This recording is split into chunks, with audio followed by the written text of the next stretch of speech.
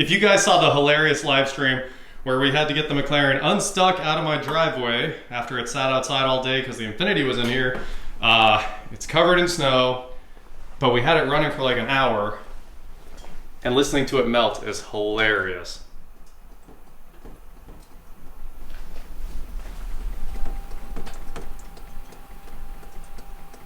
There's water just pouring off of this thing. Anyway, the heat's on in the garage.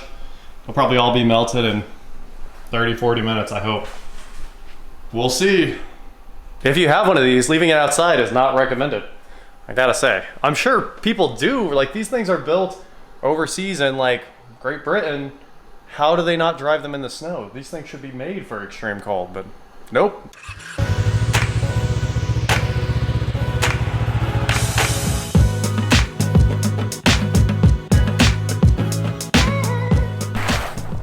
On today's episode of Watch Jericho, we are here with my Infiniti J30t. It's Christmas, so Merry Christmas to y'all. And we're gonna take it out and see if it's truly a Christmas miracle. What is going on, guys? I am Watch Jericho, and like I said, I'm here with my 1996 Infiniti J30t. Now, I backed this out of the garage in the live stream. It was a long live stream where we finished up the tune-up, finished the plugs, put everything back together. We changed over to platinums from the coppers that were in it. All the dogs in the neighborhood are going nuts. They're excited about this J30. And my McLaren, of course, got stuck in the driveway. So if you want to watch 2 hours of buffoonery, it's hilarious. We did eventually get the McLaren in the garage in the middle of a blizzard, and it was pretty crazy. But nonetheless, I had a lot of fun on that live stream, hanging out with you guys. And today, we're gonna take this thing out for its first real test drive. Now, it started up and sounded great after the tune-up. So hopefully after driving it a little bit today and putting some fresh gas in it, it starts to run better. So let's hop in, get this thing up to temp, and see if we fixed all of its problems. There was no check engine light, so we are halfway home. Now, let's see how she runs. Just getting in this car and out of the cold has been nice. What, now the keys broke? There it goes.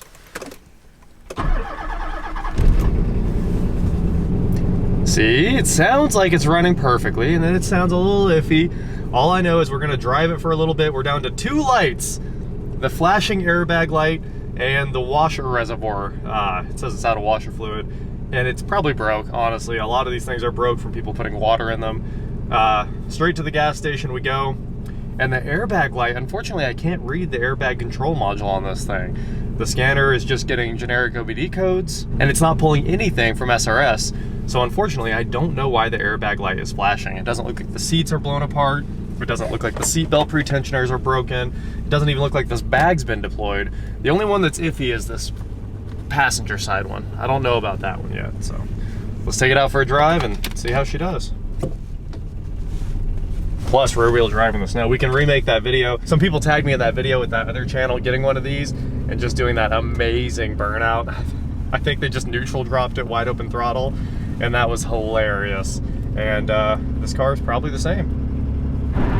I made a quick stop at the gas station. I put some premium in this, which is another question. You gotta wonder what the last owners put in here for fuel.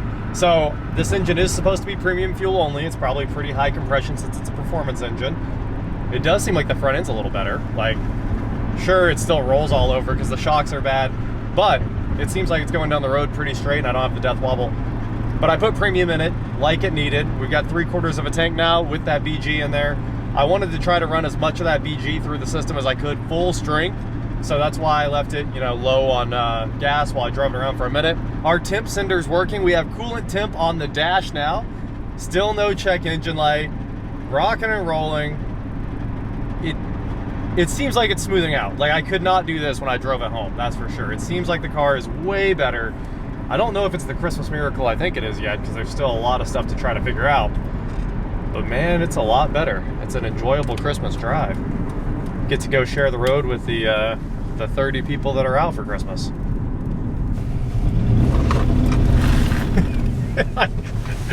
I was gonna try to do a donut. It was like, no donuts for you. Oh well, it would have been a fun Christmas donut. At least we got ice. The body roll makes everything worse. Just having that temp gauge back is exciting. What is the airbag light though? Well, we just got back from driving this thing around for like 30 minutes and it did fine. I'd say it's still kind of carrying that cylinder, but sometimes it seems like it's running, like it's really smooth. Especially right now, it's in like high idle because we just got back, I guess. And I tried to throw it around a little bit, and it's really hard to actually control the rear end because it does the opposite of whatever you wanted since there's no shocks. But hey, the car runs. It's no Christmas miracle, I would say, but it Christmas runs. That's as good as it gets. It's got heat, and it's got a temp gauge now, and there's no check engine light, and it sure hunts around idle. 1,000 RPM, 1,200 RPM, all over the map.